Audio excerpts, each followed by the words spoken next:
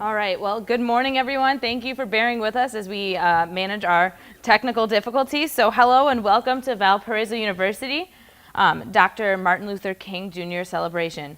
We are excited that you are here to celebrate and learn with us. My name is Kim Frank, and this is Wendy. We will be co-hosting this event today.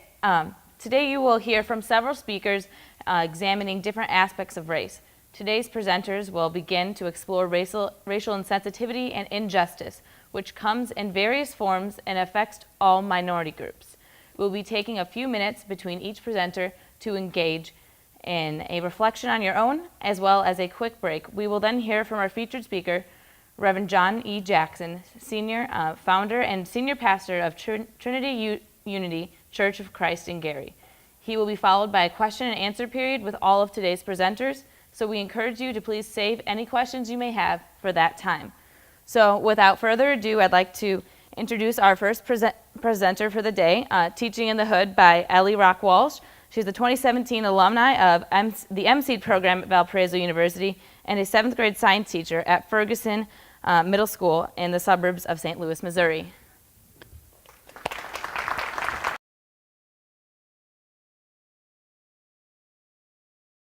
Hi. So my name is Ellie Walsh-Rock. I'm a 2017 alumni of Valparaiso University, and I graduated with a degree in education, and I started teaching. Ooh, I should probably page forward. We'll see. Oh, awesome. Great. And I teach in Ferguson.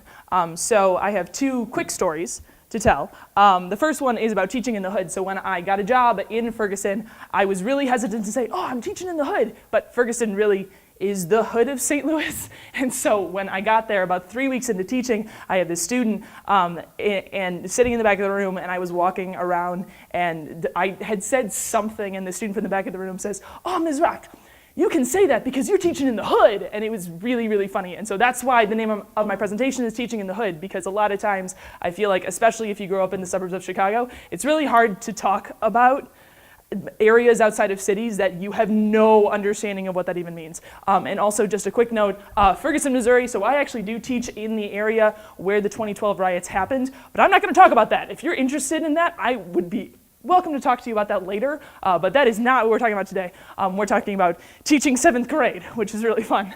So this is the way I set up every day in class, so I thought I would start this way. And the very first thing I wanna point out is you have homework.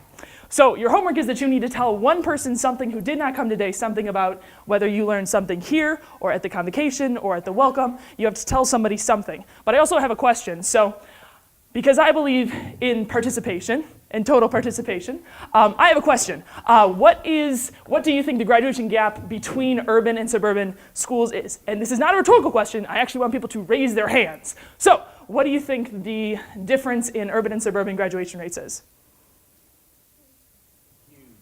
It is huge. 70%? It's less than that.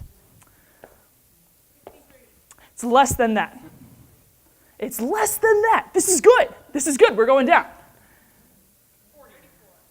34. Okay, 34 is actually the closest. The national rate is in urban schools about 53, and in suburban schools about 71 average, which means that the overall discrepancy in the nation is about 18%. This comes from a study a couple of years ago, but 18% is way too big. Way too big. And so because I teach in the suburbs of St. Louis, that's kind of where I'm focusing. And so I want to share with you some just numbers from my district. So I teach in the Ferguson-Florissant School District, and Parkway is kind of like a Valparaiso, kind of suburbs of Chicago, a lot of white students. And so when you look at the graduation rates, my district has a 72% high school graduation rate, and Parkway, which is a district 3 miles away, has a 95.7 graduation rate. And so when people look at these numbers, a lot of times they say, that doesn't make any sense, because we've got a difference of 25.7%, which should not be the case for kids that live 5 miles away from each other. But because of the way that our country works, we only see this, which is absolutely ridiculous. When I went to my interview to teach in Ferguson-Florissant, they asked me, why do black students and white students have different graduation rates? That should never be a question in an interview. This is absolutely insane, which is why the bottom line, because we're using education terms today, which is why the bottom line issue of this is that urban schools which have a higher percentage of non-white students see lower graduation rates because of external factors, not because of the racial makeup of the student body. But because of the systemic racism in our white affluent education system, kids who are not white get blamed for the lower graduation rates. This is, oh no, in white it says insane. This is insane. This is insane. What are we doing? What are we doing? Because kids are losing out on educational opportunities because the only thing that we're looking at is the racial demographics of our schools. So, okay, my formatting is a little bit different, so I get surprised every time I page forward and I see things. Okay, so I want to go through some reasons why students struggle in schools, because this is a really important thing to understand. Because when I talk about external factors, I'm talking about things that prevent students from being able to succeed in the classroom, being able to succeed in extracurriculars, on homework. There's a lot of different things. And so things like learning how to do school. I teach middle school, so when you show up in 7th grade, you don't really understand how to do school. So learning how to do school is a huge struggle for students. Social pressures. Oh my gosh, there's other people who are talking about me. You have a lot of bullying issues in middle school. Things like that you see all over the place. Hormone changes. Oh my God, it's the worst. So you have a lot of things that you deal with across the board. But then there's this other category. Things like inconsistent residency. At the beginning of the day, there was this wonderful statistic that I think it was like 48% of Northwest Indiana residents have a hard time paying their rent. Oh my gosh, you see that everywhere, but inconsistent residency is a huge issue. Lack of resources, things like not having food or clothing at home, and also this increased responsibility. I have a lot of students who are the parents for their younger siblings because their parents are not around. And also, this is the biggest thing that kids have absolutely no control over is teacher turnover rate, because it's as high as 20% in some urban schools. That means that 20% of teachers are leaving at the end of the school year to go somewhere else, which does not help students at all. So, because I've just graduated, undergraduate teaching programs do a really good job of teaching us how to deal with those things. We can take classes on this, we can take ed psych. This is really easy to deal with. Stuff like this, we're not taught how to deal with. Especially if you go to college in a place like Valparaiso, which has a wonderful undergraduate education program, but we don't have a lot of schools that deal with this. And we don't have a lot of students who are very willing to go out and say, oh, I'm going to deal with this, which is not bad. It's just really difficult to come from a place and then go someplace completely different. So, because a lot of teachers are prepared to deal with the top ones and not so much with the bottom ones, a lot of students fall through the cracks. So I was going to share 4 stories. I'm not, because I'm going to run out of time. I'm going to share 2. A lot of my students have really scary stories that I cannot even imagine dealing with being 12 years old. But to give you a clue about some of these factors that really influence the way you're able to do school, this is just a couple of them. Not quite sure who's first. Desiree? Desiree is a great story, but I do want to talk about Anthony. So Anthony is a student who did not make it in my classroom. He was in my science class for the first month of school, and then he was actually moved to a social skills class because he receives really expensive special ed services and was not ready to work in a group dynamic, which is the way I set up my classroom. But now he's not in school. He receives homebound services because of the way the system is set up. Special education services were not prepared to deal with a student like Anthony who has really intense needs in terms of oppositional defiant disorder and really, what else do I have up there? Emotional disability. He also receives services for writing, but so much so that it's really difficult to equip general education teachers with resources to help him. Another student who did not make it in my classroom is Lamaya. Lamaya was kicked out of school in October because of residency, so this is something that I was not prepared to deal with when I showed up in Ferguson because a lot of my students are moving houses all the time. They move from grandparent to aunt to parent to older siblings and for a variety of reasons, but especially in our district, a lot of students, not a lot, but a higher percentage than I would think will bus themselves in from the city on the city bus system, wait at a Ferguson-Florissant bus stop, and then walk to school from the bus stop so that way it looks like they're taking the bus from our district. And students will do this for years. They will go all through middle and high school pretending to live in district because our schools are better.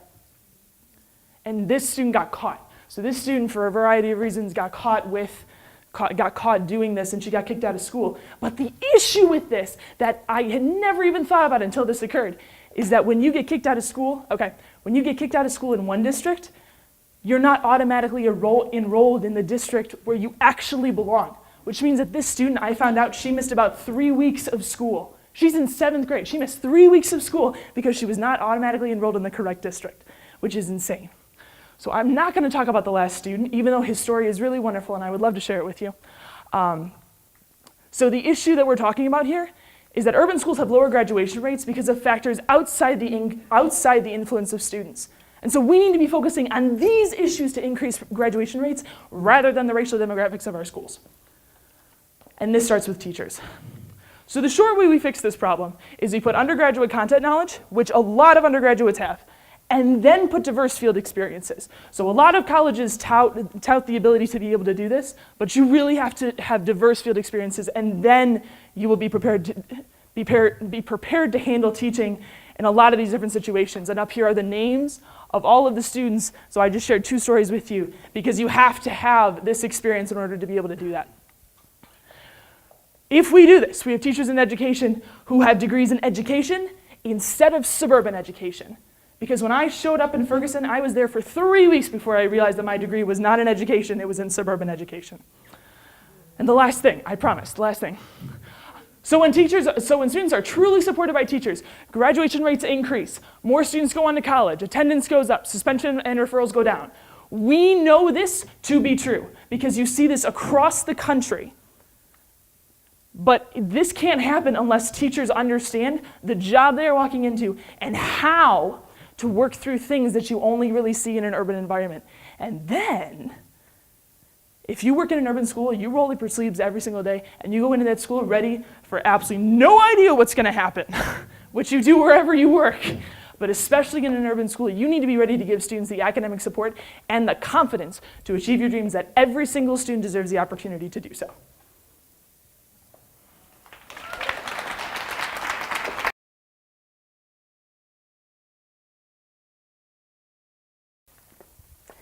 Hello.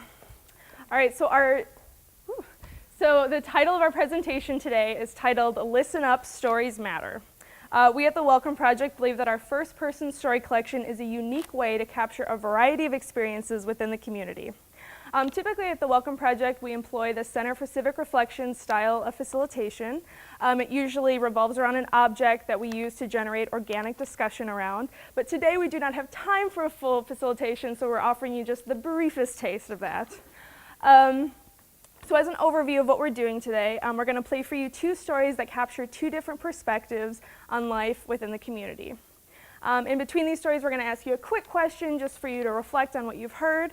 And then after having heard both stories, we're going to come together, discuss our answers, and then finally we'll wrap up giving our thoughts on the power of storytelling, the power and problems of storytelling, and why coming together to talk about stories matters. So in the first video we're going to play for you, it's titled Culture Shock. It's from a Valpo alumnus who identifies as being part of both the Hispanic and African American communities. And in this story, he reflects on his time at Valpo after having come here from the south side of Chicago. So let's take a listen.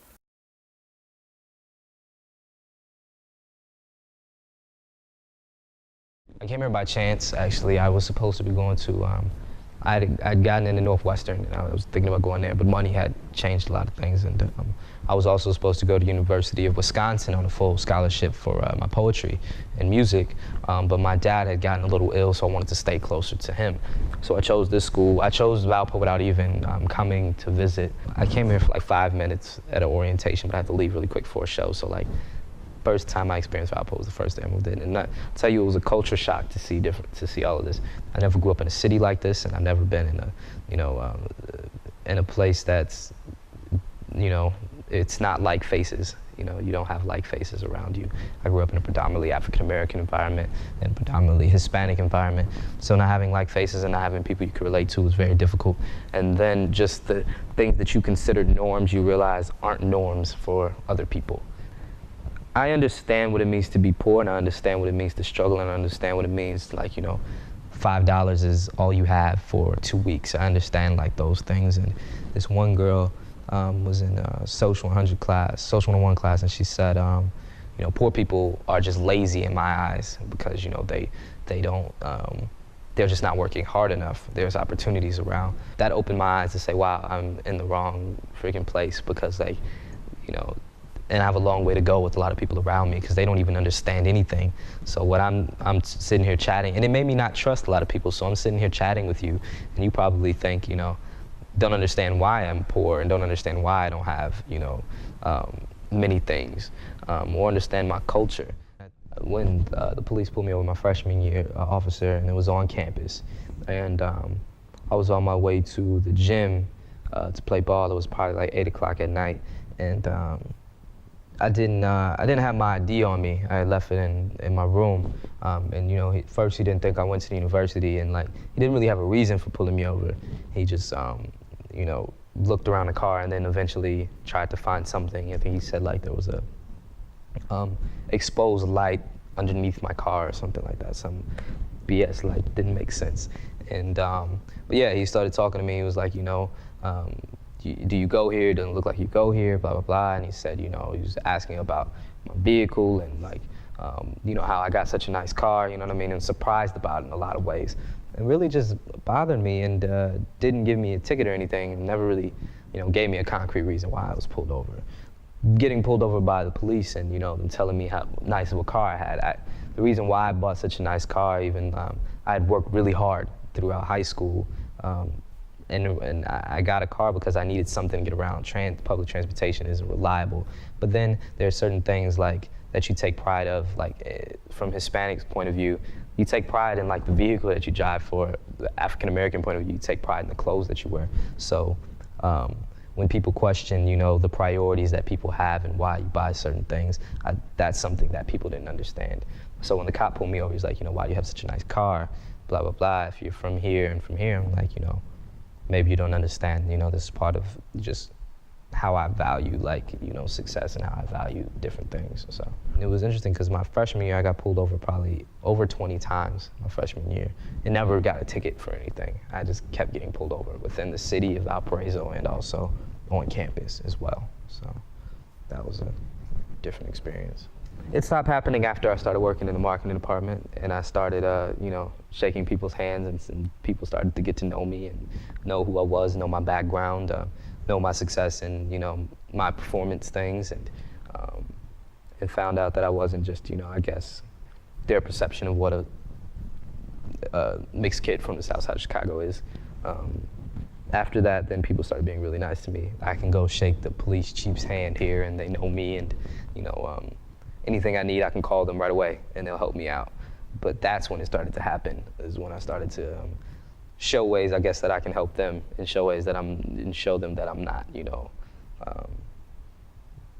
I don't know, whatever they want to perceive me as. I'm not mad about it because I know it's a part of life, and I know that there's certain obstacles and there are certain faces that you have to put on and certain roles that you have to play, and there are certain things that you have to do that may not make sense and not be, not even be right, but in order to progress, you have to do it. I know that, and I learned that at a very early age, so it doesn't really bother me as much. I think I've become really desensitized to it over the years. So after having heard this first story, I just want you to take a moment to think about or write down why you think this story matters for Valparaiso. So just take a moment.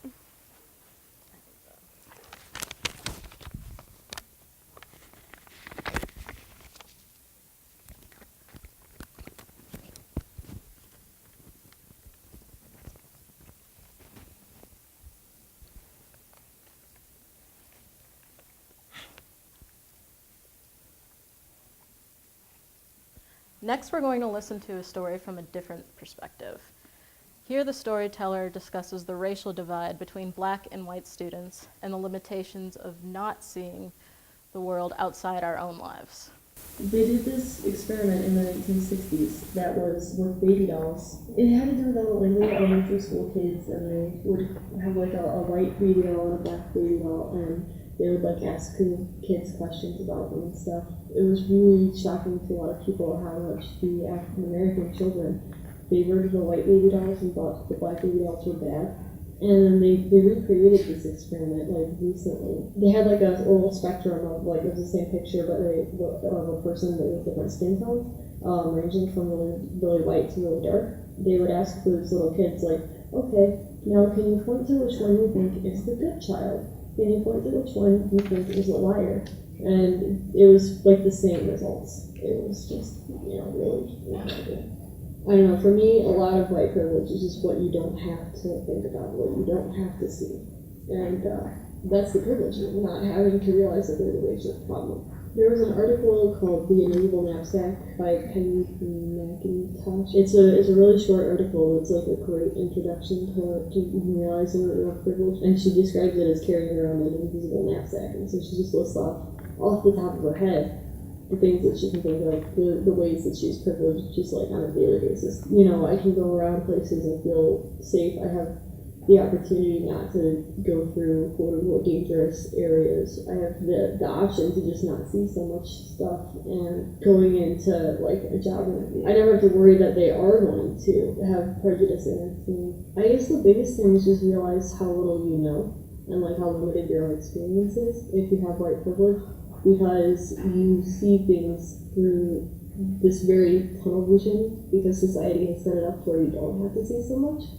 So I think the most important thing is to realize, A, you're never going to have those experiences that so many other people have because you never have to, you never had to, and people just won't treat you the same way. So I guess the most important thing is to realize that you have to listen to people and not just listen to what they're saying but believe what they're saying. Because people will just say, that's going to happen. The cops aren't racist anymore. People don't do that anymore. Everything got solved with civil rights, so we don't have to work on it. And you're just an angry minority person if you're saying that, because obviously that kind of thing doesn't happen. I don't see it happen. I don't know people who I would have to believe, people I'm related to, or I don't know people who I would have to take seriously that have said things like that. So I don't have to believe you, so I don't have to deal with, how I'm complicit in this system, and how I am fine when the cops pull me at work, because I'm a white female. Usually if the cop's male, not going to see me as threatening in the least bit. So I'm like the least likely demographic to get a ticket. And I've only been pulled over twice ever, and I've never gotten a ticket. And so it's like, I benefit from that. Why does this story matter for Valparaiso? Now that you've listened to both stories, please take a minute and turn to your neighbor and share your responses.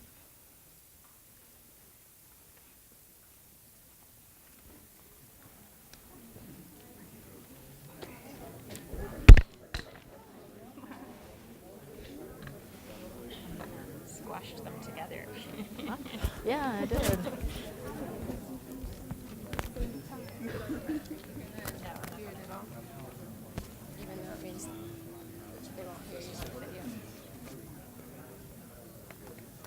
Okay.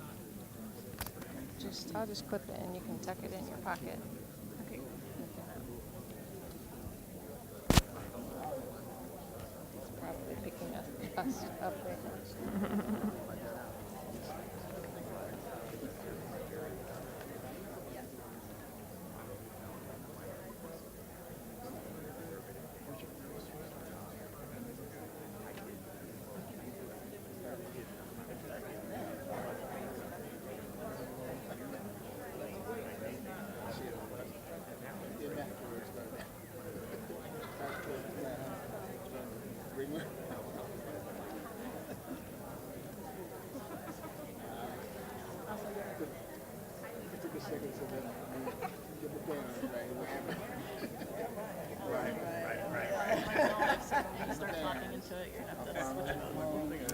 Do you need to switch it on? Okay.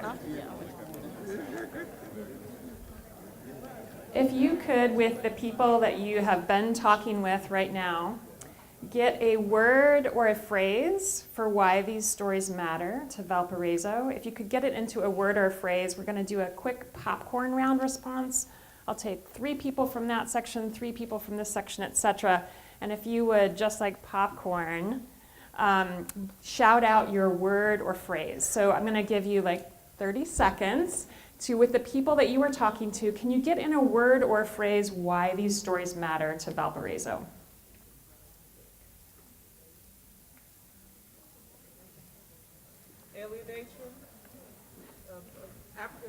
female student alienation and harassment immediately after arriving could turn into fatigue and exhaustion because they've been asked so many times and stopped so many times. And once an officer senses that, he wants to be defensive, and then he could become aggressive. And if he's aggressive, that brother could have been dead 24 times ago. Thank you. Word or phrase? Social awareness. Great. Word or phrase? Truth and personalization. Truth and personalization. Word or phrase? Why these stories matter? Relevant. Relevant. Word or phrase? Why these stories matter? I think the image of the university and its impact on recruiting Okay, students. great, thanks. Say popping the bubble. Popping the bubble. Word or phrase from over here? Yeah, Dina. Change can only come about with discussion. Change can only come about with discussion. Okay, thank you. Just a reminder again that at the Welcome Project, the facilitation practice we usually do would be after every story, we would have a 30 to 45-minute discussion, trying to really understand the experience from the storyteller's perspective and then think about why that matters for our community. If you are interested in something like that happening in a classroom, if you're a teacher, or if you have boards that you're a part of and you would like some discussion to happen at your community boards, please contact us and we can set up a time to come and facilitate a conversation either around a story by a student. We also have a collection project in Northwest Indiana, so we can talk about Northwest Indiana community relationships too.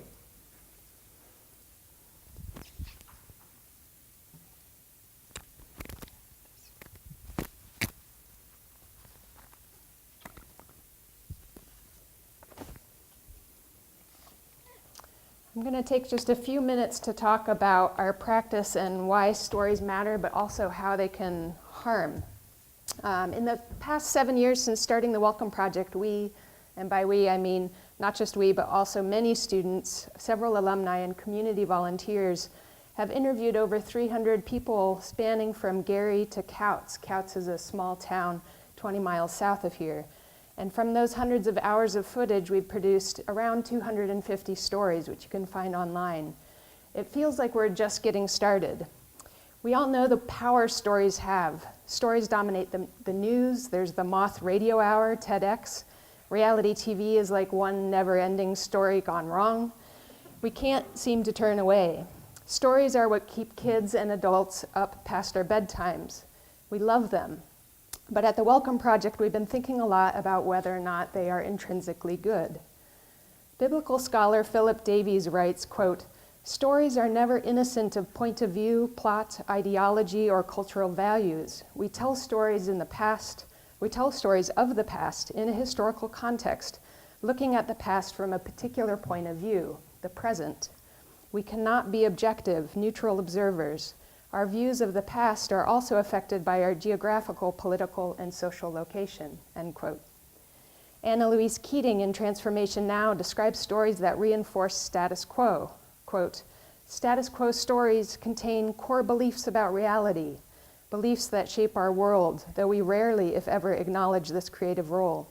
They reinforce worldviews that normalize and naturalize the existing social systems, values, and standards so entirely that they prevent us from imagining the possibility of change. Status quo stories inoculate us into believing that the way things are is the way they always have been and the way they must be," end quote. Consider, for example, pull yourself up by your bootstrap stories that we in the United States really love. We identify with because, yes, each of us has experienced hard times, and we want to believe that with effort, we can not just make it through, but somehow come out stronger, and maybe even better, richer. Or stories of the underdog, the lost cause, where you fight a losing battle for the sake of principle. Consider, for example, the recent stories circulating about Robert E. Lee that makes it seem as if monuments of him are about time and tradition, as if the monuments have been there since the Civil War. That time and tradition are reasons to preserve and protect the monument, when in reality, most of these monuments were created 50 years after the Civil War, in the 19-teens and 20s, when states were enacting Jim Crow laws, and again in the 1950s as a backlash to the civil rights era. Or that General Lee was a hero, not just because he fought the lost cause, but because he abhorred slavery. In a letter he wrote that slavery was, quote, a moral and political evil, end quote. But part of the story that's left out, that he goes on to write, quote, I think it, however, a greater evil to the white man than to the black race. And while my feelings are strongly enlisted on behalf of the latter, my sympathies are more strong for the former, the white race. The blacks are immeasurably better off here than in Africa, morally, socially, and physically. The painful discipline they are undergoing is necessary for their instruction as a race, and I hope will prepare and lead them to better things. How long their subjugation may be necessary is known and ordered by a wise, merciful providence. Their emancipation will sooner result from the mild and melting influence of Christianity, end quote. Not to mention, he was a slaveholder, he beat his slaves, and he would not trade captured soldiers, white and black alike, because the captured Southern black soldiers were not soldiers but property. Jan Assmann, a German Egyptologist, considers how history and myth interconnect. He writes, quote, history turns into myth as soon as it's remembered, narrated, and used, that is, woven into the fabric of the present. Memory is not simply the storage of past facts, but the ongoing work of reconstructive imagination. Even now, what does it mean to bring this story forward on this day to mostly northern, mostly moderate and progressive audience? It would be easy to dismiss or belie the fact that we also circulate status quo stories on a regular basis. And the story is only half of the question, half of our work. It's also about the listener, the one who hears the story and who interprets it. Reverend Dr. Mitri Raheb, a Lutheran Palestinian, reminds us, quote, the one who interprets the story assumes power. The one who dominates the story makes it his story, her story, literally creating history, end quote. Neither the storyteller nor we get to control the listener and the interpretation. We're surrounded by these ethical questions, and although we do have a method, we don't have a firm answer. We collect any and all stories, those that disturb the status quo and those that are status quo, and most of them actually fall in between. We aim to offer a chorus of voices in concert and discord with each other. The stories come into conversation with each other. When it comes to interpretation, what we can do together is make a place where reflection on that interpretation can happen.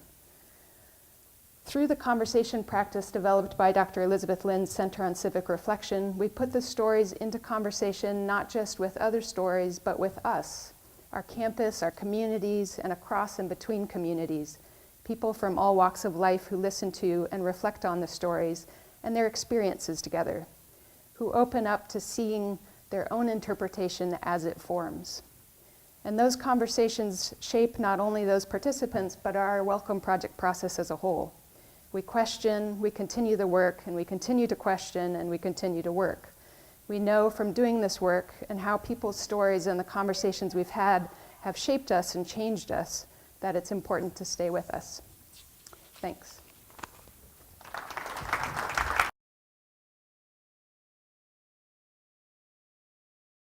Okay, so for today then, we're going to have 5 goals during this talk here. First is to develop a visual metaphor for becoming a white ally.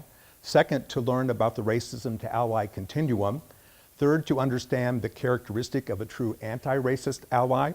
Fourth, to identify the steps needed to become an anti-racist ally. And then with the questions for reflection that I'll share at the end here, to apply these above to your life here at VU and elsewhere as well. And I think you're going to find this ties in well to actually both of the previous presentations. So we're going to watch just a few seconds of a video to warm up the topic here.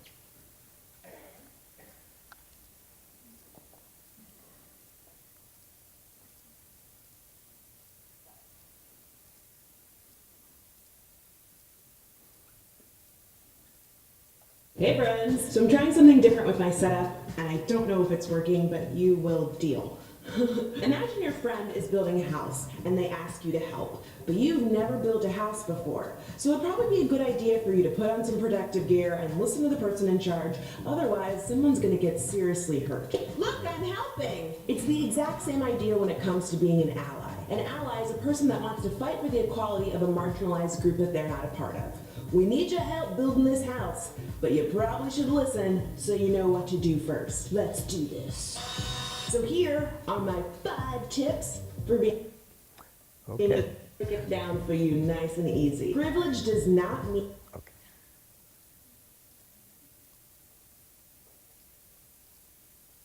And we'll come back to these 5 tips a little bit later on in the talk here.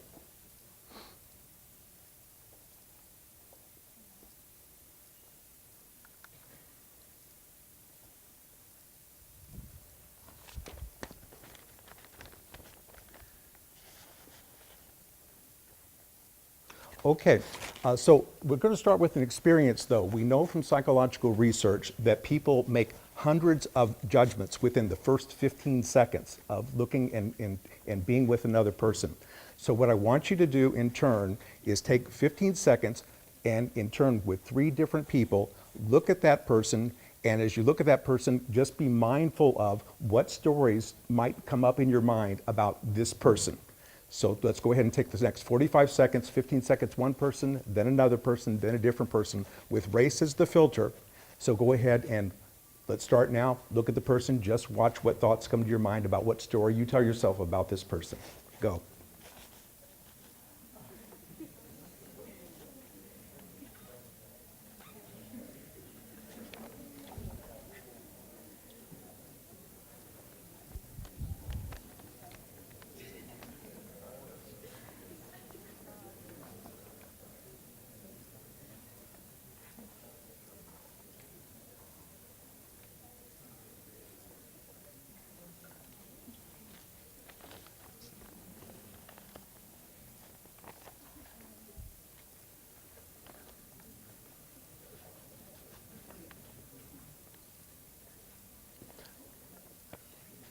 Okay, so one of the things I want to say, because you may be saying, what kind of a person I am that I would make kind of judgments, is that this is hard. We know this is hardwired into us as a species to make generalizations. It's actually very adaptive, but it becomes very destructive when it comes to issues concerned with racism.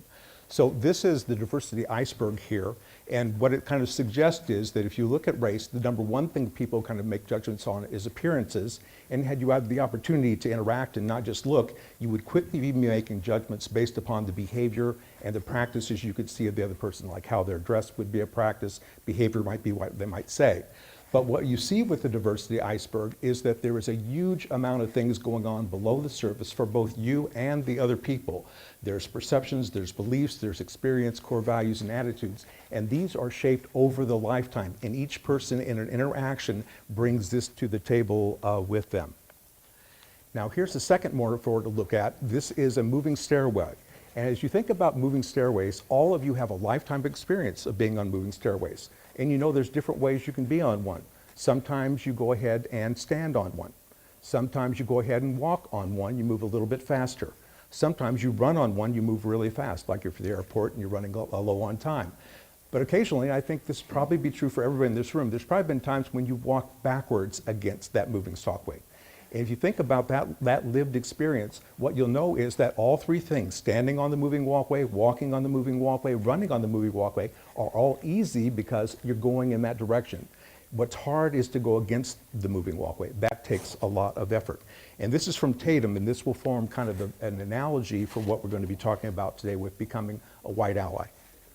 So Daryl Wing Su is a counseling psychologist. He's been one of the leaders in the world in multicultural psychology. And what he did was he took Tatum's model and then applied that to say there was a continuum there. So there are active racists who are those who believe white supremacy and walk forward very quickly. And if you think about University of Virginia this summer, there was a lot of people that fall under this particular one. They're running on that sidewalk that's moving forward because society still has the racist walkway moving forward unless it's going to take a lot of effort from a lot of people to change that. Secondly is unintentional racists. These are those who are strolling oblivious to the direction they are taking. So those are people who maybe, just didn't, went along, didn't actively participate in Virginia, but were kind of along with it or believe that there was a story. I think we heard certainly from the president about both sides kind of having merit. In terms of the non-racist side, they're those who choose not to walk at all. So they're on the sidelines, but they're not doing anything. These are people who are just standing on the walkway, but because the walkway is moving forward, they are moving forward along with it. Racism is continued. And it's only with anti-racists there, those who are moving in the opposite direction or attempt to disrupt the movement of the belt. And that's kind of where we're at on that. Now, what I'm going to cover now, Daryl Wing Su then goes into a number of characteristics of white allies. And what I'd like to suggest to you is this is a very high bar. And Daryl Wing Su, counseling psychology is a field that values highly issues of cultural competence. But I think the perspective he shared, which I agree, and I know I fall short of this, certainly personally, is that it's very hard to be at this level for that. So here's the characteristics. They have a demonstrated nuanced understanding of institutional racism and white privilege. They enact a continual process of self-reflection about their own racism and positionality. Thirdly, they express a sense of responsibility and commitment to using their racial privilege in ways to promote equity. They engage in actions to disrupt racism and the status quo on micro, that means local, immediate, and macro levels, perhaps policies, organizationally, and so forth. And they participate in coalition building and work in solidarity with people of color. And lastly, they all inevitably encounter resistance from other white allies. So there's a person that you all mostly are not familiar with, given that you're at the university here, but his name was Walt Reiner.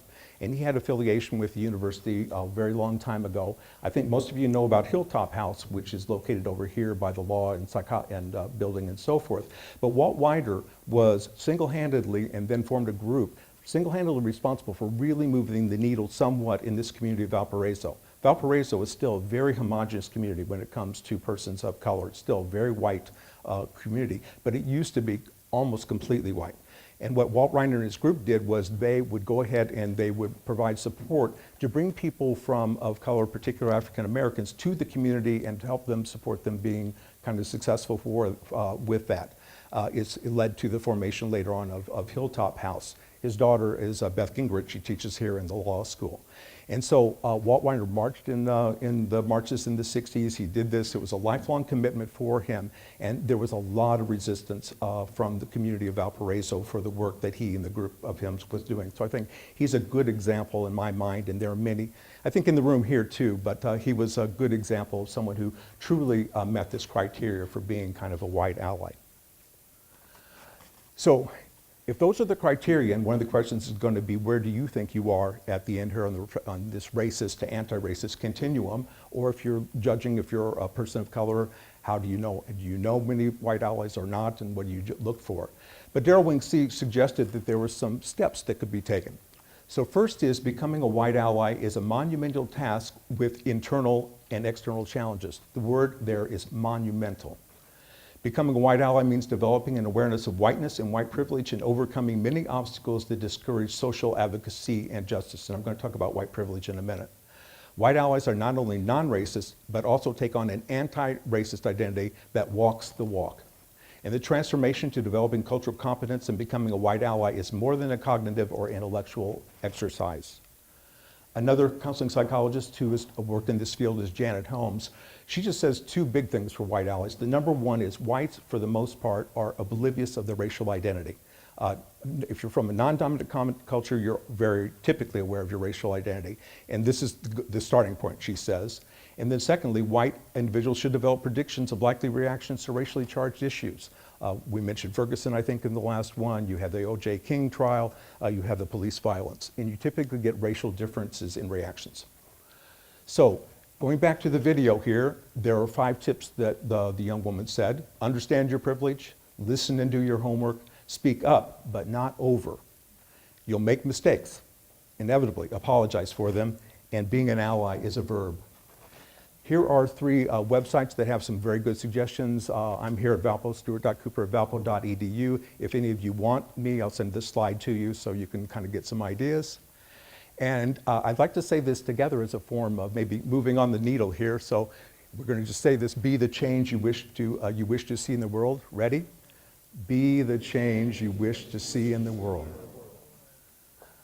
Okay, so as you get onto this reflection then, the three questions that you might contemplate is: where did you think you were on the active racist, unintentional racist, to non-racist, to anti-racist ally continuum when you walked into this presentation today? Now that you learned more about what it truly takes to be a true anti-racist ally, where do you see yourself now? Or if you have other people, you want to talk about other people, that's fine. And what steps can you take now and in the coming weeks to make personal progress in moving forward on becoming a white ally, both on and off campus, because it's a lifelong verb. Thank you.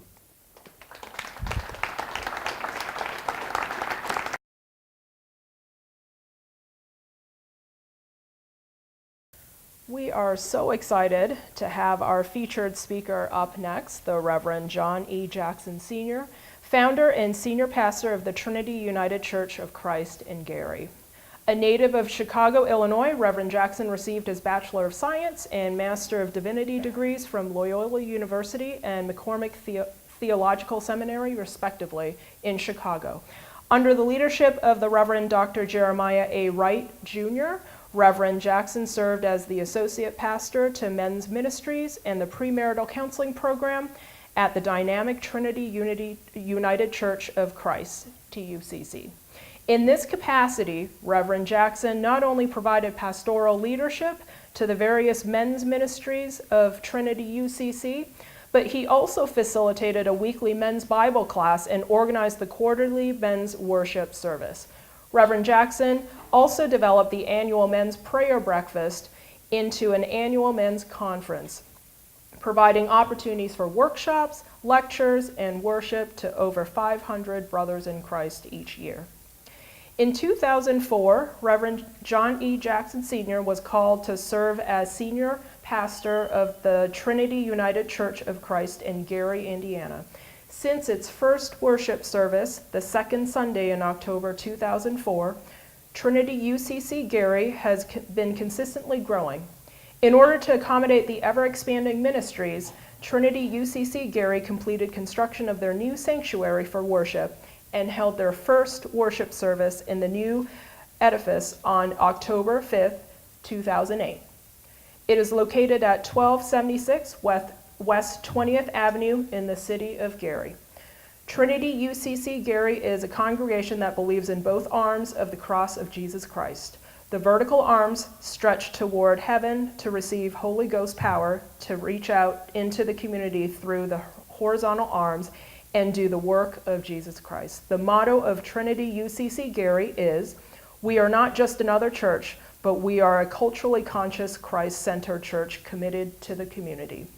Without further ado, please join me in welcoming the Reverend Jackson.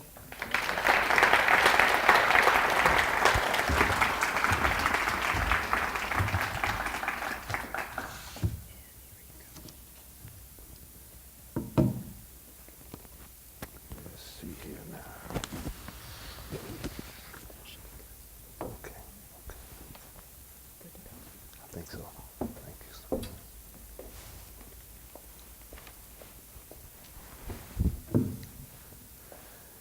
Thank you so much. I am extremely honored to be here on this day. I give thanks to those who have come before me in their presentations. And can we give a round of applause to all of the presentations we've heard so far?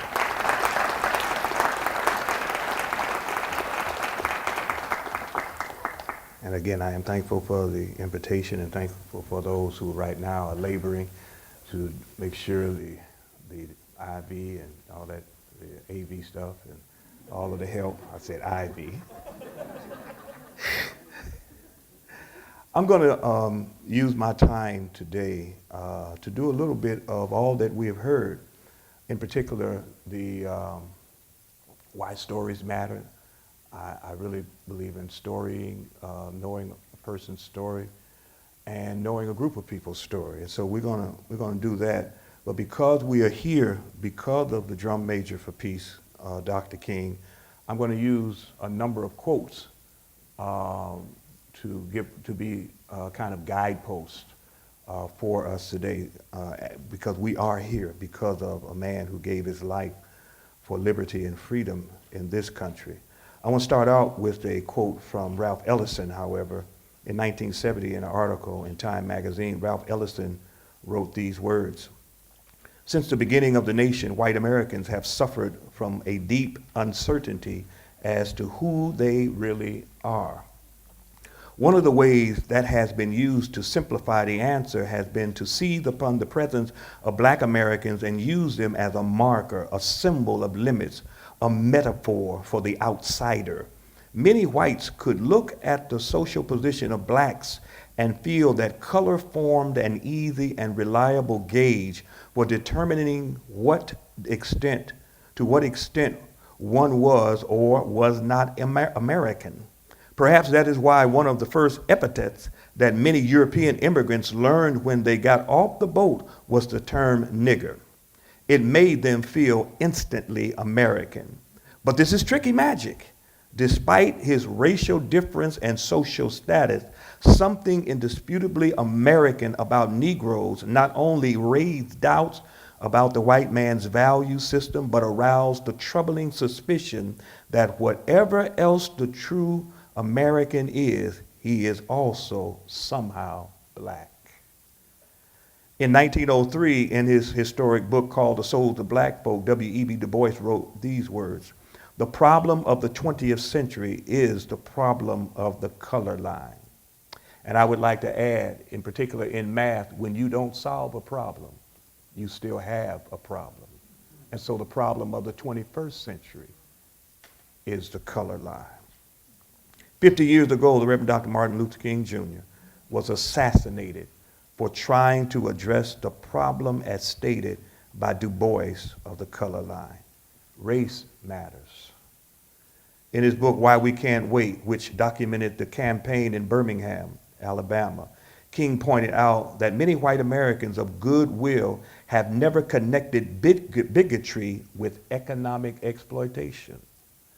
They have deplored prejudice but tolerated or ignored economic injustice.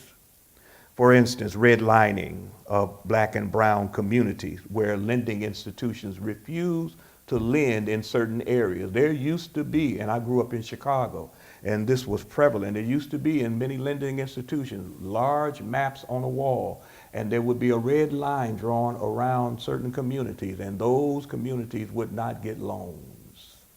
In fact, the federal government participated and was complicit in this type of economic deprivation.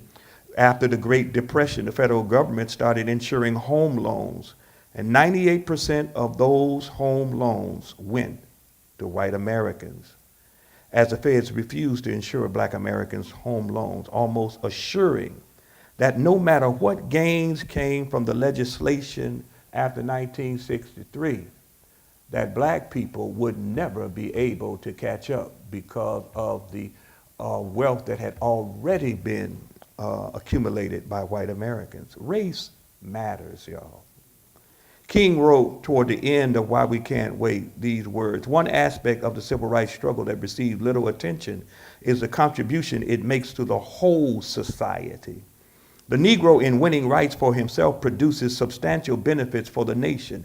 Just as a doctor will occasionally reopen a wound because a dangerous infection hovers beneath the half-healed surface, the revolution for human rights is opening up unhealthy areas in American life and permitting a new and wholesome healing to take place." And so in that respect, allow me to retell a sad story so that we can have some context concerning Northwest Indiana and hopefully understand why race matters and which race has benefited disproportionately over another race. It was about 1964. A. Martin Katz was elected mayor of Gary, Indiana. There are people in this audience right now who can tell this story with the nuances that are needed for you to really get a passionate picture of what happened. I'm giving the skeleton because it will also help us see how race matters. Martin Katz was elected mayor of Gary, Indiana, and word came to him that the population was decreasing in Gary, Indiana. So in around about 1965, Mayor Katz commissioned a special census to be taken of the city. The results came back. Now, it was a special census. The results came back, and he refused to publish them. He refused to publish them because the results are not what he wanted to see.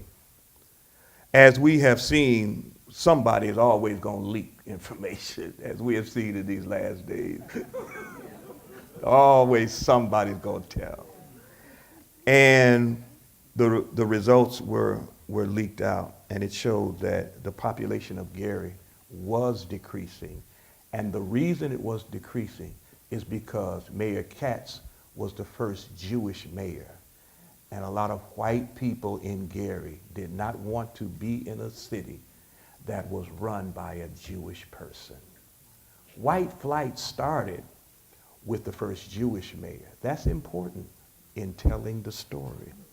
So in around about 1967, Mayor Richard Gordon Hatcher is elected the first black mayor of Gary, Indiana.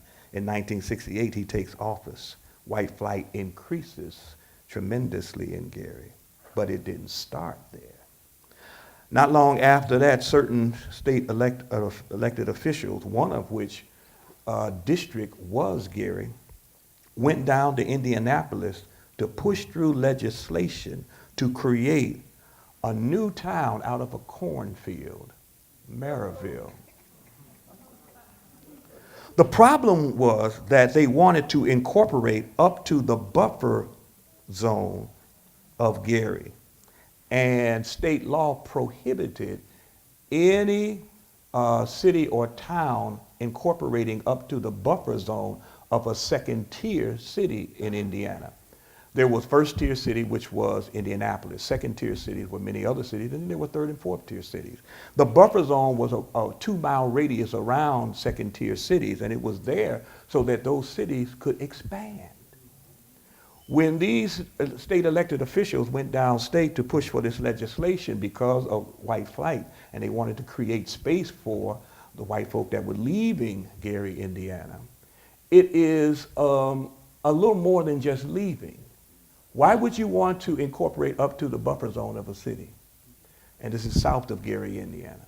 Because what you're saying is, we don't want you to grow. And we want to be a block from you growing. And so the problem was you could not incorporate up to the buffer zone. So they began to write legislation that would allow them to do that. The problem number 2, you can't write legislation just for one city. You have to write it for all cities. How do you get around it? Because they didn't care anything about any of the other cities. Keep your buffer zones. We just don't want Gary to have that southern buffer zone. So how do you get around that? Well, you write legislation that does not directly say we're saying this for Gary, but you describe it in such a way you can get around it, obfuscate it. And so the legislation was written so that it said any second-tier city where the Little Calumet River runs through it. We know who you're talking about. The legislation passes. Maryville becomes, by state law, a town in 1971. Also with that, South Lake Mall is being built. And businesses are leaving Gary. One in particular, Sears. Sears in the downtown district of Gary. One of the anchor businesses. And anchor businesses mean that a lot of smaller businesses are able to thrive because of the larger business. And Sears announces that they are going to leave Gary. Mayor Hatcher and a delegation from Gary go to Chicago to Sears headquarters to talk to the executive and make a last-ditch plea for Sears to stay. They get into the office and they begin to talk with the executive. They asked them, are you leaving because the store is not making a profit? The executives say, no, profits are good. Are you leaving, secondly, because of shrinkage? Shrinkage means theft. You know, there's a lot of theft going on.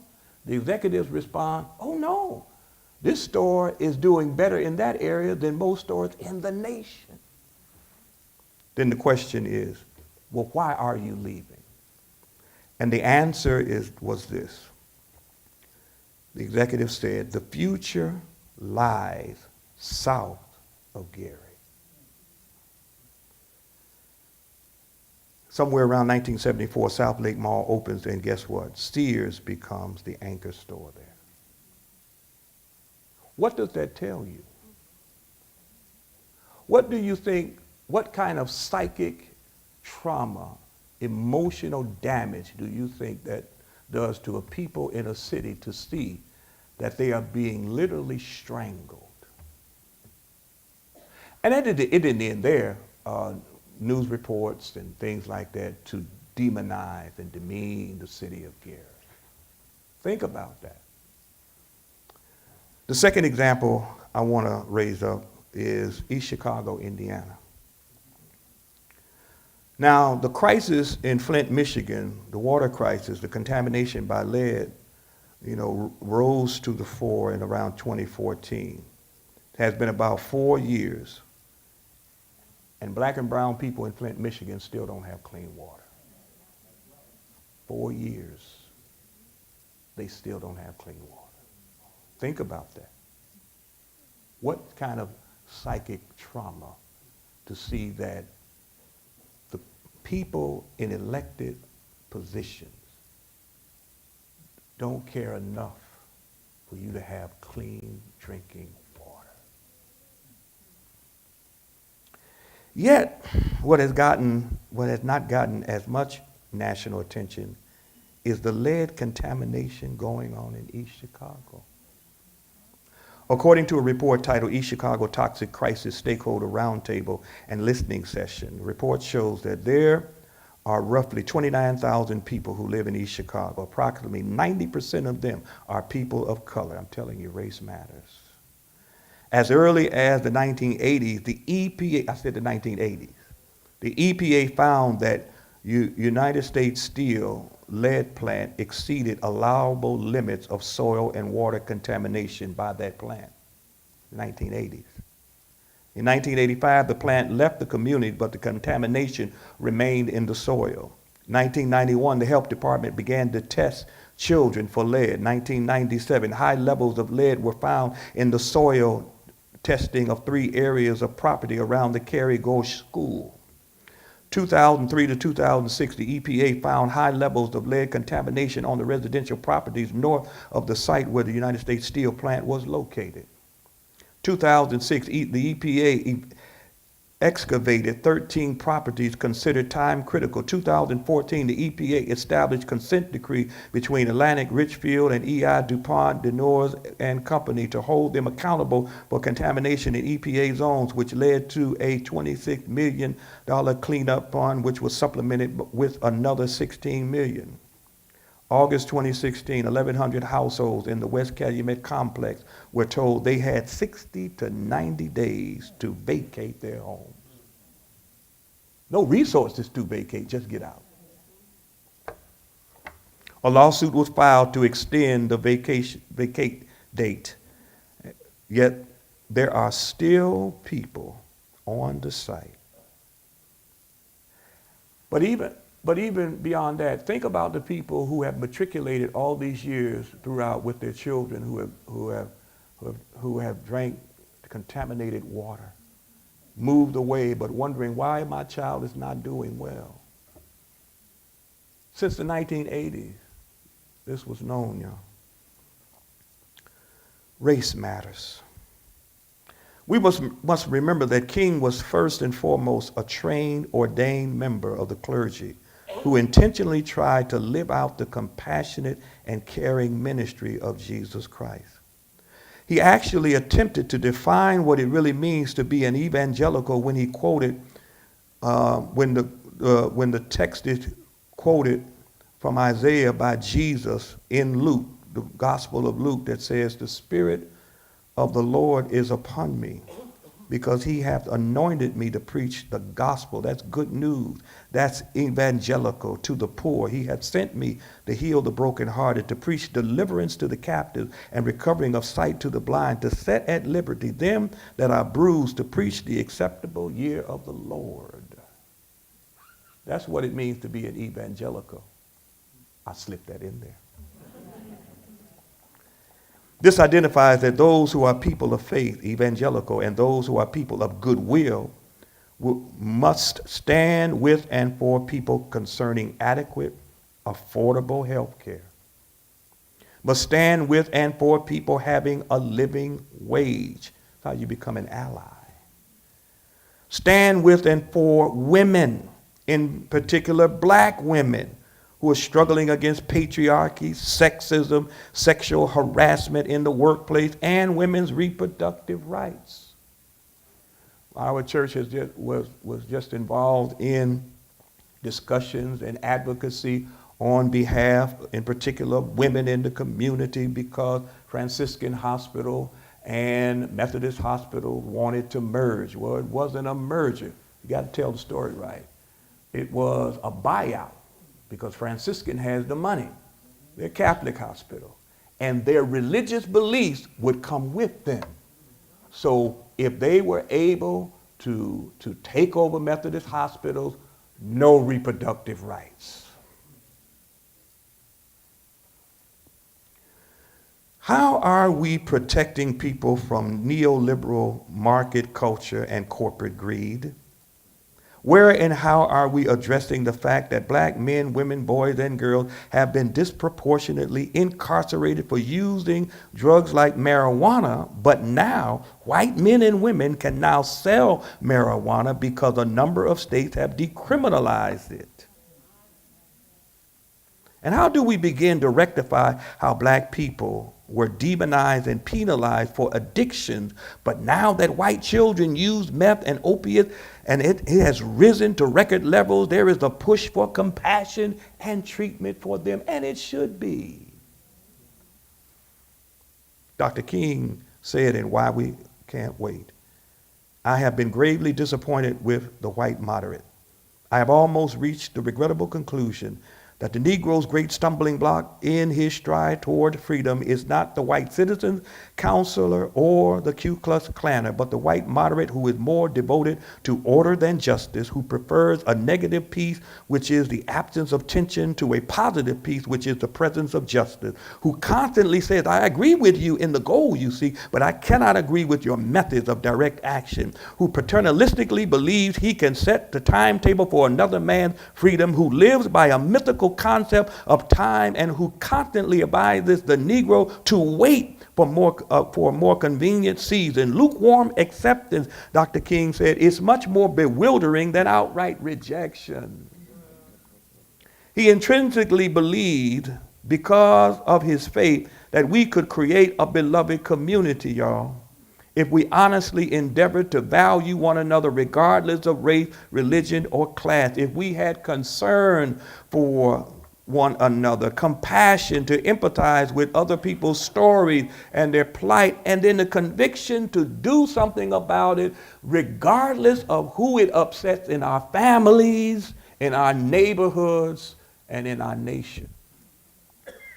That would mean that if you really believe life is sacred, then you cannot continue to cover for the impolite, insulting, vile, and vulgar rhetoric that has been coming from the Oval Office, that demeans segments of people as coming from S-hole countries and should be taken out so that more people from Norway can be brought in. Who said, and who also says that Mexicans are rapists and drug dealers and criminals, Nigerians should go back to their huts in Charlottesville, said that the good people who were spewing that vile hate speech, they were good people. And where do we stand on this tax bill for a party that specifically rewards the wealthiest persons and corporations while adding to the debt, which has opened up the next move, and that is to cut what you pay into from your check, Social Security, Medicare, and Medicaid. And so King said in Why We Can't Wait, no amount of gold could provide adequate compensation for the exploitation of the Negro American down through the centuries. a price could be placed on unpaid wages. We cannot continue to put party affiliations, race identification, or class associations above enhancing the quality of everyday life for the ordinary people. Finally, King wrote at the end of Why We Can't Wait, human progress never rolls in on wheels of inevitability. It comes through the tireless efforts of men and women willing to be co-workers with God, and without this hard work, time itself becomes an ally of the forces of social stagnation. Race matters. I hope these stories stimulate something. I hope they stimulate thought and heart, because when the two get together, that is a force that cannot be defeated. Thank you.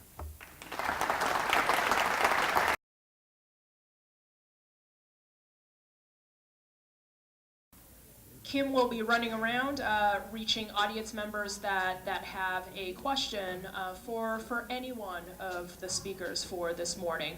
So if you could raise your hand, and we will try to get to all of you in the time that we have allotted, and then we'll just kind of pass along the mic to our speakers, whoever needs to be answering questions. All right, so let's get started.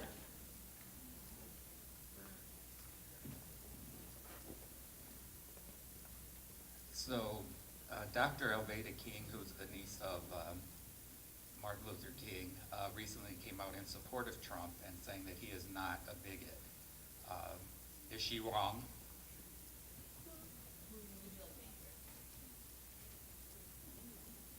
Yes. Wrong, okay. Yes, she is wrong. Would black unemployment being the lowest it's been in 17 years would that be a good news story at this point? It's much lower than it ever was under President Obama.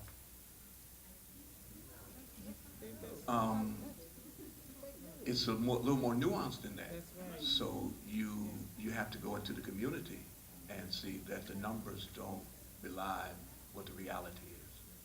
So that trickle down has not really reached the urban community.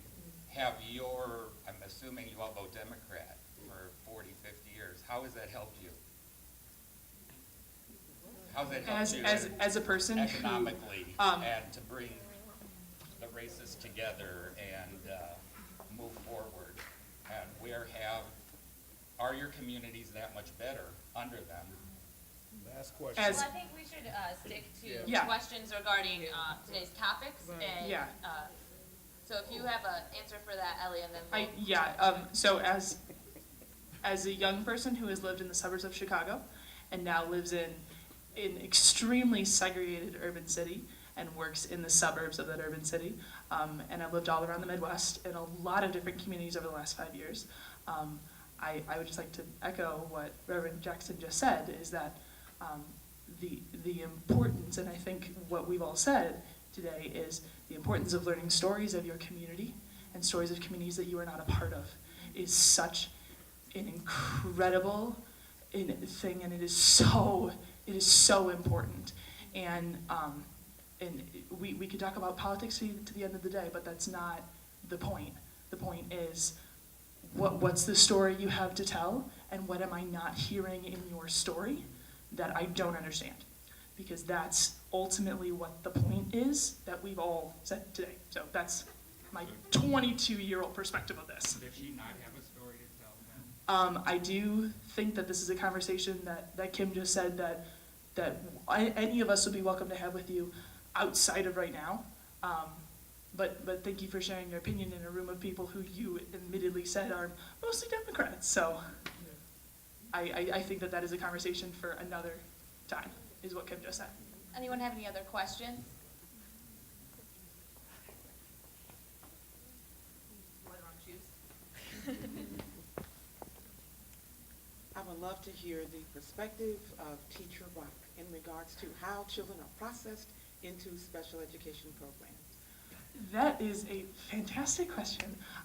So the quick minute of this is a lot of times on student, I'm not familiar at all with charter and private schools, but the way it works in public schools generally is teachers will say, hey, I'm noticing a trend in your academic success or your work in class or your work with other students. And then they get tested in a variety of different ways for many, many, many different things, different kinds of learning disabilities, emotional things, mental health things, based on what the teacher has noticed.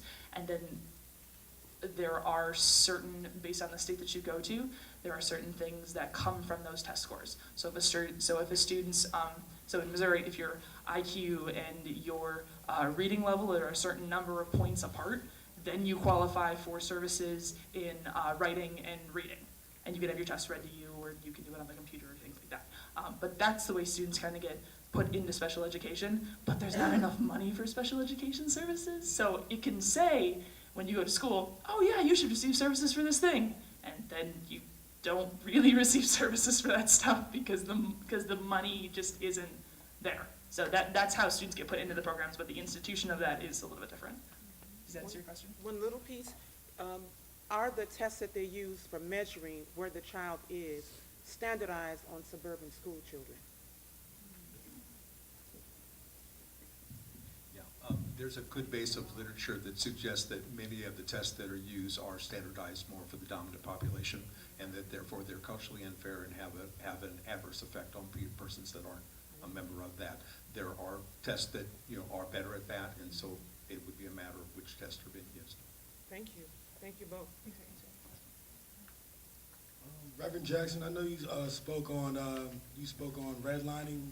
Also I think another term is gerrymandering, and I know that only comes around with the census, which I believe is every 10 years.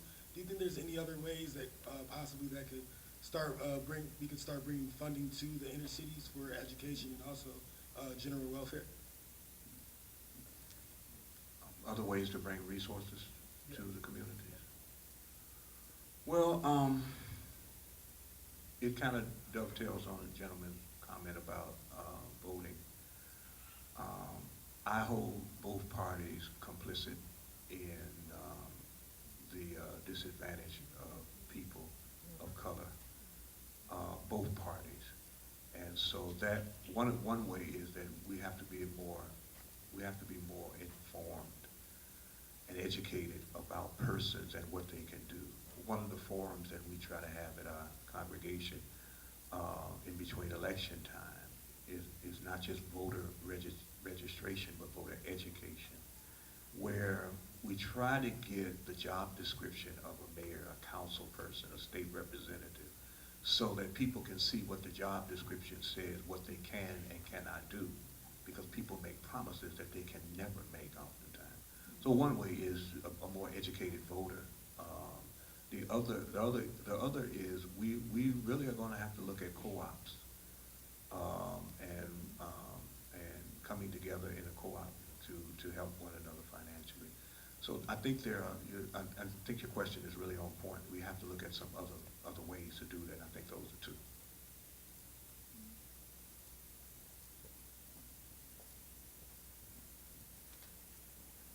Yes, could the panel speak a little bit more about the systemic nature of white privilege and white supremacy based on the conversations we have had thus far, that how that works and has tendrils in even settings such as this?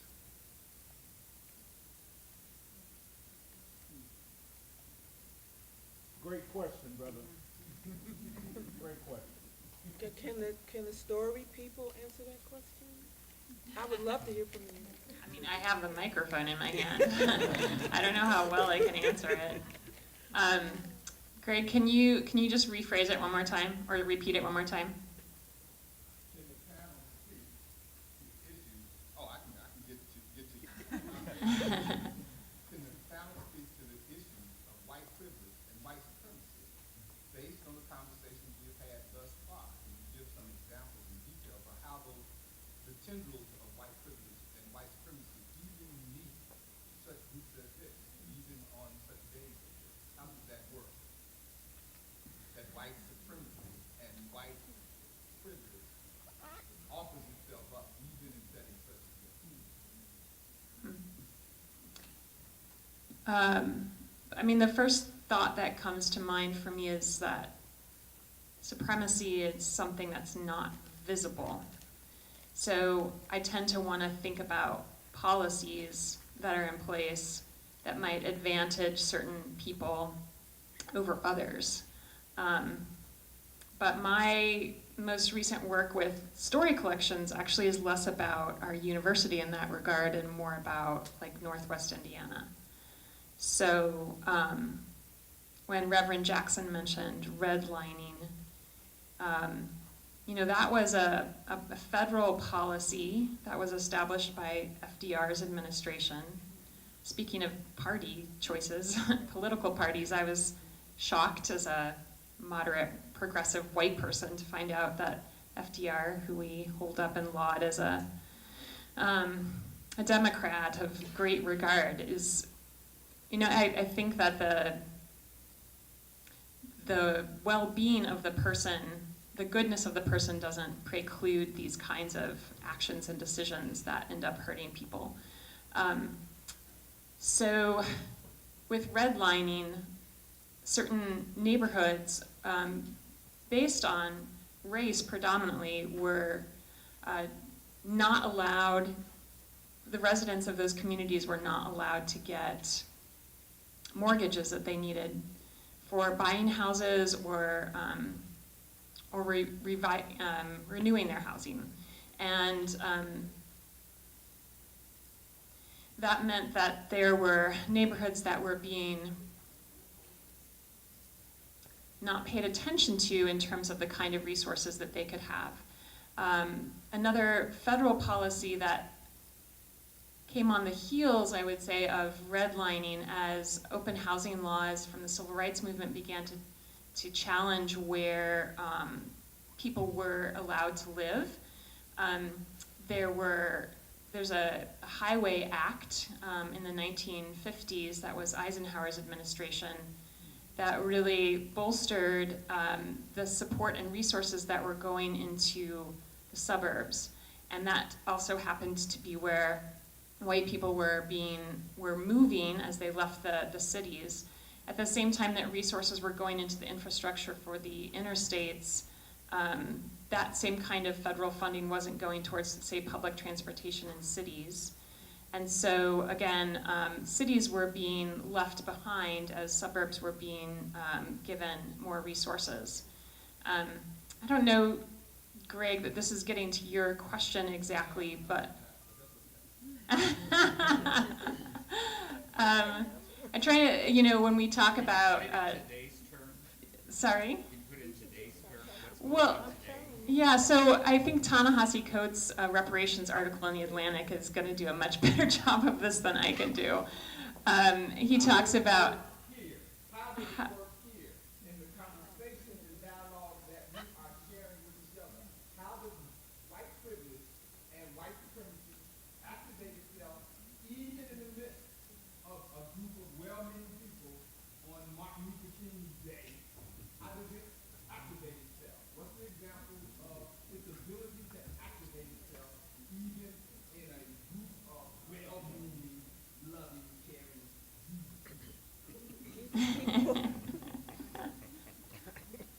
Go ahead, Jessica. Trying to figure out how to answer the question. I'm having difficulty, and I think a big part of that is white privilege. And that's something we've been discussing. Like, we are well-meaning, loving Jesus people, and the white privilege comes in, it's hard to answer the question. Because I don't know the answer. It's hard to find the answer when you're trying to bring about change, when you're trying to bring about anti-racism, when you're trying to be an ally. You can't really be the person you want to be. You can't really be that person because you don't know the struggles. You don't know that because you're white privileged. And it's hard.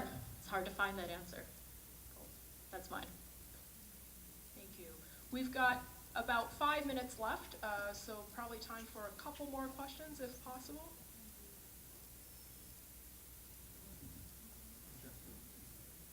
I don't want to interrupt that last question because I think that's a really good question. And can I add one thought or before I ask my question? The thing that comes to mind for me is that that question really makes me think, or thinking about my answer to that question is just because it's fun to do is while you guys are answering, makes me deeply uncomfortable, right? Deeply, deeply uncomfortable, and I think for me, that's part of it. My question was for Reverend Jackson. That story that you told, or the stories that you told about the history of Northwest Indiana, I think are really important. They're stories that I didn't learn growing up in Valparaiso, stories I didn't hear about or know anything about growing up in Valparaiso. And so I'm glad that you're here to tell it, and I assume that you probably tell it in places where it makes people feel uncomfortable around Northwest Indiana. My question is, what type of reaction do you get in predominantly white communities when you tell that story, or those stories? And do you think that, and maybe Allison, you might be able to touch on this too with the Story Project, but do you think that Northwest Indiana is coming to grips now with the history that, of the last 50 years? So the responses will vary, to response like, I got here is just kind of, wow. The other responses sometimes, are like, no, that can't be true. There are other reasons, and it comes out of, a perspective that has been placed in someone by others that, is pejorative and produces paranoia. And so it varies. There's a story about Valparaiso. This at one time to black folk in Gary, was a sundown town. Be out by sundown. Oh, you gonna be hurt. It's serious. And so there's a lot of work to be done to help people feel for other people, as opposed to the paranoia that has been pushed about people. There's a lot of work to be done. One more question that we'll take from this young man. What can kids do to make a difference? Hi. So, oh my God, yes. The thing that I have seen, so I teach 7th grade, so my students are 12 and 13, and I teach in middle school, so it's 7th and 8th grade. And the thing that I have seen students do at my school, and then also at the schools that I've worked at in Valparaiso, and in Portage, and in where I'm from in Illinois, and in Michigan, and Wisconsin, and every single place you go, you tell people what you're going to be when you grow up. And you say, this is my dream, and I'm gonna do it. And if anybody tells me I can't do it, I'm gonna do it anyway. Hear, hear. Because it's those. That's exactly it. Because if you can say to yourself, if you wake up every single day and you say, this is what I'm gonna be, and I'm gonna be the best person I can possibly be, and I don't care what anybody says to me. If they tell me I can't do it, I'm gonna do it anyway. That in yourself is the most important thing you can possibly do. And if anyone else wants to add something, but that's my answer to that question. Thank you so much for asking that. You're awesome. I just wanted to respond quickly to Greg, your question. I think one of the clear ways it's showing up is there are 6 out of 7 people on this panel who are white on a panel about race. I think it shows up in other ways in this university. You can look at the student demographics versus the faculty and staff demographics. And of the faculty and staff demographics, people of color, what positions do they hold versus white people in this place? You can look at the demographics of the city of Valparaiso versus Porter County. You can look at the demographics of Porter County versus Lake County, and a long history there. When we're talking about stories, one of the status quo stories that we can draw specifically from the region, which Reverend Jackson mentioned, is the story of white flight from Gary, which often is a story that doesn't account for black empowerment and black power in Gary and in the African American community. I think there are lots of ways that we're living it out today in this place. Please give a round of applause to all of our presenters today.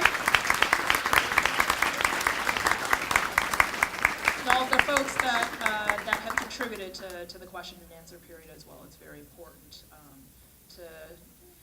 to have this dialogue and to keep it going. And we really hope that you will find ways to keep the dialogue going as you head in to lunch. For those of you who are registered for lunch, you may head over to the Union, the ballrooms of the Union. Lunch will start at 12. The Union's ballroom should be open now. And please don't forget about the experiential aspects throughout the day and later into the evening as well. So sorry. And I know I'm not a college professor. I know I'm not a college professor, but I did give homework. And so everybody has to tell somebody something that you learned this morning or elsewhere in the day. But you all have homework, so please do it. Yes. Thank you.